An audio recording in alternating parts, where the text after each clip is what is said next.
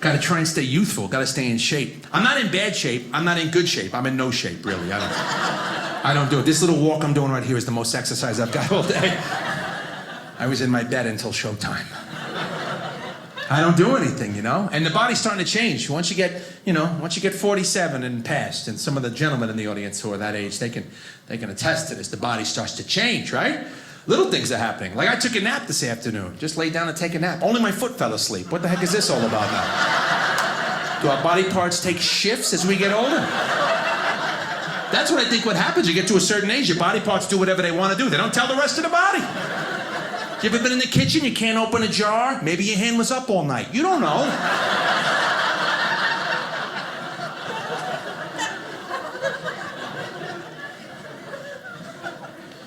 I don't want to look old for my poor kid. I get my physical every year. I said, Doc, look, my hair's starting to fall out. Maybe give me something to keep it in. He gave me a Ziploc bag.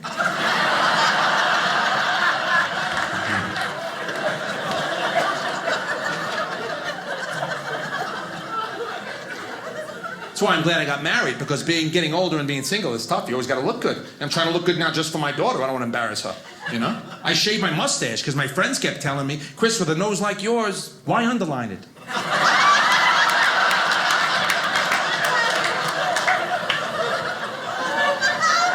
That's not funny.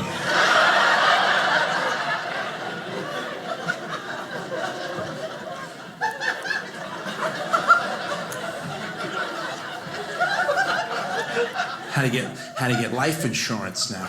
Well, I call it death insurance for me. It's life insurance for my wife and child. My father sat me down and says, you got a family now, you have to get life insurance. So now I gotta go to get physical, get the blood work done. I hate getting the blood work done. I don't mind the needles, I hate the lecture. Right? Every time you go to the doctor and come in, do the blood work, come back in a few days, we'll discuss. He's like, what's with the blood pressure? What's with the cholesterol? I'm like, I don't know, I'm paying you, why don't you tell me? I got high cholesterol. It's hereditary, you know? My father, grandfather, great-grandfather, all had the high cholesterol. But I said to my doc, Doc, look, what can I do to lower the cholesterol? I know I have to cut back on the fried foods. I know I gotta cut back on some of the red meats. What can I put into the diet to help out the cholesterol? Now, if anybody has high cholesterol, here's a free tip. My doc said, eat more leafy green vegetables. More spinach, kale, Swiss chard, broccoli rabe. I said, Doc, I love leafy green vegetables. I just love them stuffed inside of a ravioli. He's like, can you be a vegetarian for a little while? I said, very little, like a day, day and a half maybe. Maybe a weekend if there's no holidays involved. I can be a pescatarian. I can give up meat tomorrow for 6 months and just eat fish. I can't be a vegan, though. Any vegans here? If you have the energy, raise your hand. Have you seen these people? They brag about being the healthiest people in the world. They look like I have a week left on the planet. Have you seen these people? They're pale, their clothes are falling off, they're tired. Look, I don't pick on anybody. I believe in live and let live. Whatever makes you have your best life, do it. But here's the problem with the vegan people. I don't know how it is out here, but in the East, they like to tell you what to do. They're a little snooty in New York. They poke their nose into your business. My wife and I go to a restaurant. I take my wife out every Monday. It's our date night. Every Monday. I do.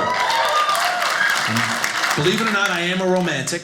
I take my wife out, no matter what the weather, what the thing. My sister comes over, she sits for my little girl, and we go about a mile away. This wonderful little Italian joint in New York. It's like from 1950, and you walk in there and you feel like it's 1950. Beautiful, great food. So we go there every week, and I'll tell you, I was in there about 2 weeks ago with my wife, and I had a veal chop, like this, on the bone, split down the middle, stuffed with prosciutto and provolone. Oh.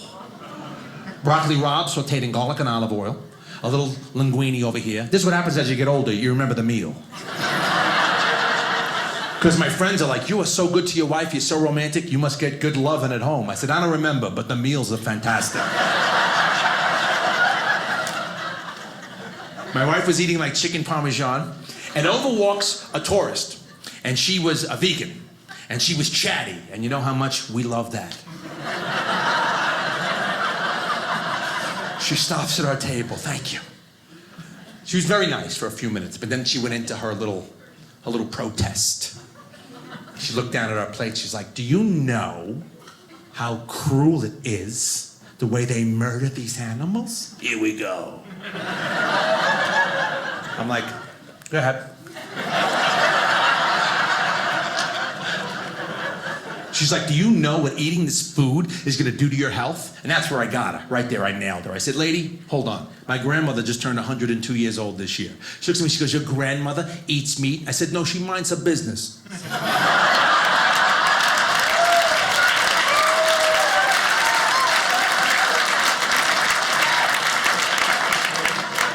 Then I sent a hamburger over to her table. I wrote a little note. Have a couple of bites. Get some color in your face, sweetie.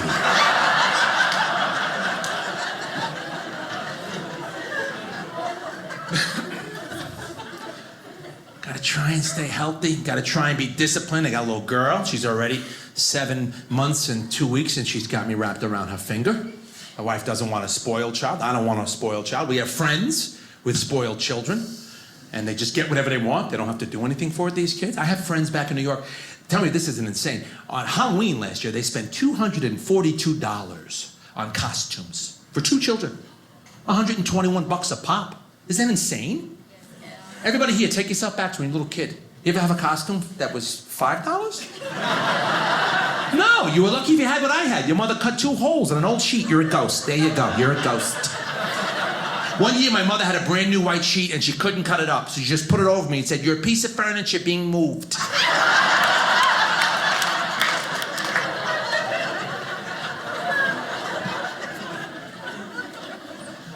$242? Are you insane?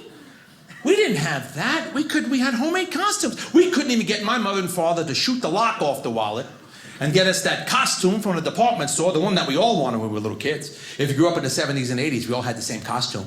That little junky costume in the box. It was a plastic mask, laced with asbestos on the inside. Remember this piece of garbage? Had a wonderful security strap, the rubber band stapled to each side. This thing is so tight on your face. You got paper cuts on your eyelids and your tongue. You're inhaling dried snot the whole day.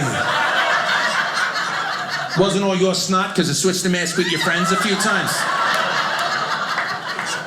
By 6:30, the rubber band snap, you're holding it on like a little idiot. I'm looking on Instagram and Facebook, my friends' kids, they look like they just come out of a Tim Burton film, or they come out of the Disney costume lot. They had these unbelievable high-definition costumes. They looked like they were in the movie Frozen. And then I look back through my old photo album of the Polaroids that I had. We had the little crappy mask, and it had a vinyl smock, right? That went over your clothes with a cartoon picture of the body.